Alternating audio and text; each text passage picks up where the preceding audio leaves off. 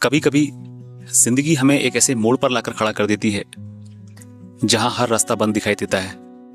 हम प्रार्थना करते हैं, मदद मांगते हैं, और जब हमारी उम्मीद के अनुसार मदद नहीं मिलती तो हमें लगता है कि शायद भगवान ने हमारी नहीं सुनी। लेकिन जिसे हम मदद नहीं मिली समझ रहे हैं, शायद वही हमारी सबसे बड़ी मदद हो। आज की कहानी एक ऐसे गुरु की है जिनकी दूरदृष्टि समय से भी आगे थी, और एक ऐसे शिष्य की जो बहुत मेहनती था लेकिन बहुत गरीब था। उसे अपने गुरु पर विश्वास तो था, लेकिन उनकी योजना कभी समझ नहीं आई। ये कहानी सिर्फ एक चमत्कार की नहीं, बल्कि उस विश्वास की है जो इंसान की तकदीर बदल देता है। तो आइए शुरू करते हैं। राजस्थान के एक शांत आश्रम में एक महान संत अपने सेवकों के साथ रहते थे। उन्हीं सेवकों में एक युवा सेवक था जो बहुत मेहनती, बहुत गरीब, लेकिन बहुत ईमानदार। एक दिन वो धीरे धीरे गुरु के पास पहुंचा।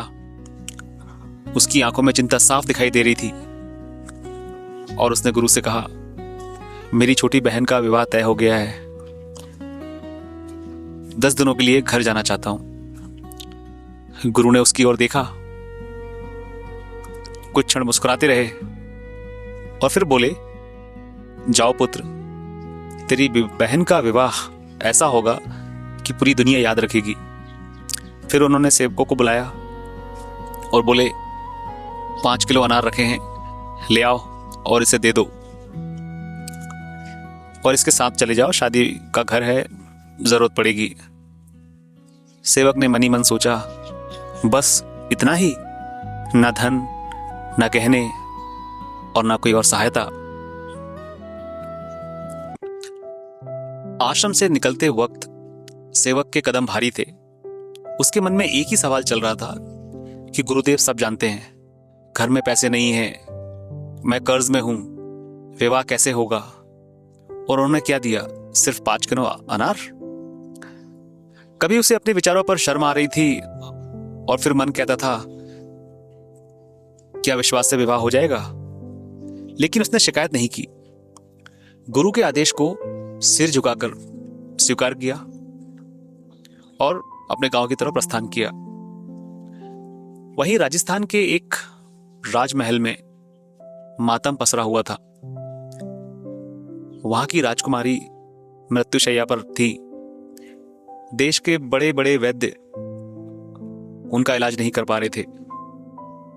तभी एक वृद्ध वैद्य ने राजा से बोला, मैंने औषधि तैयार कर ली है, मगर बिना अनार के जूस के ये औषधि ज्यादा काम नहीं करेगी। अगर आप अनार का जूस कहीं से अरेंज करा दें तो राजकुमारी के प्राण बच सकते हैं।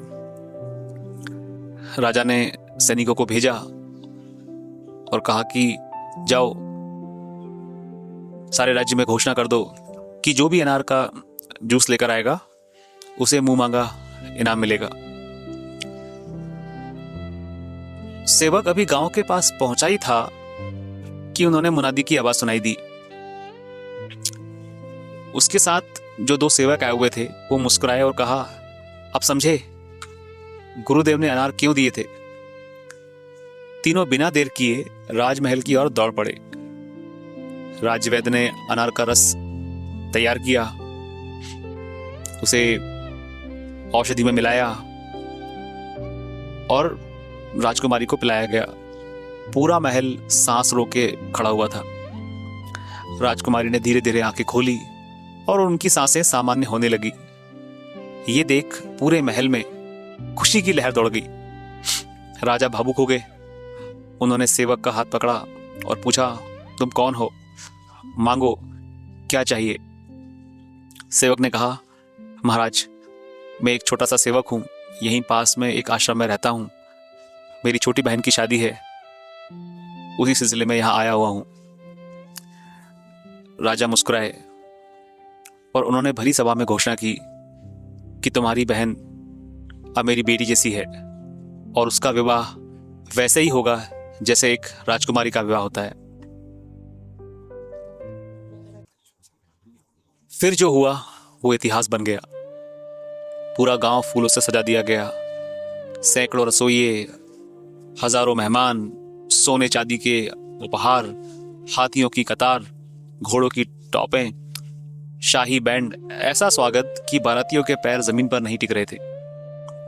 लोग कहते थे ये किसी गरीब की बेटी का विवाह नहीं, राजकुमारी का विवाह है। विवाह समाप्त हुआ।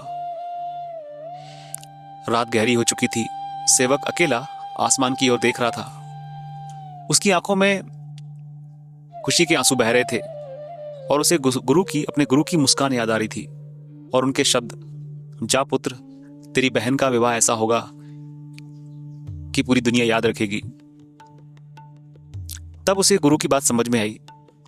उसे समझ आया कि गुरु ने उसे धन नहीं दिया था, क्योंकि धन तो शायद खत्म हो जाता, धन तो खत्म हो ही जाता है, लेकिन उन्होंने उसे अवसर दिया था और सही समय पर मिला अवसर पूरी तकदीर बदल देता है।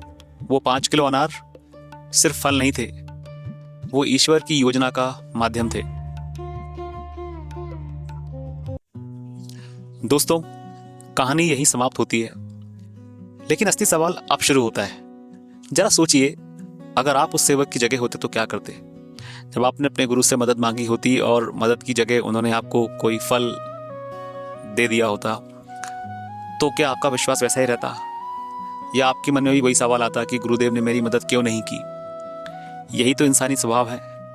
हमें लगता है कि अगर पैसों की जरूरत है तो मदद भी पैसों के फॉर्म में मिलनी चाहिए, लेकिन जीवन कई बार ऐसे अवसर देता है जो पहली नजर में साधारण लगते हैं। उस सेवक के लिए अनार सिर्फ एक फल थे, लेकिन उसने सही समय आने का इंतजार किया और सही समय पर वही अनार उसकी सबसे बड़ी पूंजी बन गए। अब एक और बात पर विचार करते हैं। इस कहानी का सबसे बड़ा संदेश क्या है? क्या ये कि हर बार कोई चमत्कार होगा, या ये कि पेशेंस और विश्वास हमें जल्दबाजी में गलत निर्णय लेने से बचाते हैं? वास्तविक जीवन में भी ऐसा होता है। कभी नौकरी नहीं मिलती, लेकिन उसी इंतजार में हमें ऐसा अवसर मिलता है, ऐसी जॉब मिलती है जो हमें लगता है कि उससे बेटर थी। कई बार कोई रिश्ता टूट जाता है और बाद में समझ में आता है कि वो रिश्ता हमारे लिए सही था ही नहीं। कभी कोई योजना असफल हो जाती है, लेकिन वही अनुभव आगे चलकर सफलता की नींव बन जाता है। इसलिए शायद कहानी हमें ये नहीं कह रही कि हर घटना किसी चमत्कार में बदलेगी। वो हमें याद दिलाती है कि हम भविष्य को पूरी तरीके से नहीं जानते। इसलिए कठिन समय में, डिफिकल्ट टाइम्स में पेशेंस और विश्वास रखना बहुत जरूरी है। अब मैं आपसे एक सवाल पूछना चाहता हूं। क्या आपकी जिंदगी में कभी ऐसा हुआ है जब किसी घटना ने उस समय आपको दुख दिया हो, लेकिन बाद में वही घटना आपके लिए वरदान साबित हो? अगर हाँ, तो अपनी कहानी कमेंट में जरूर लिखिए। हो सकता है आपका अनुभव किसी और को उम्मीद दे दे। इसी के साथ मैं आज्ञा लेता हूं और विचार गंडर के एक नए एपिसोड में नई कहानी के साथ मैं फिर आपके सामने आऊंगा। धन्यवाद।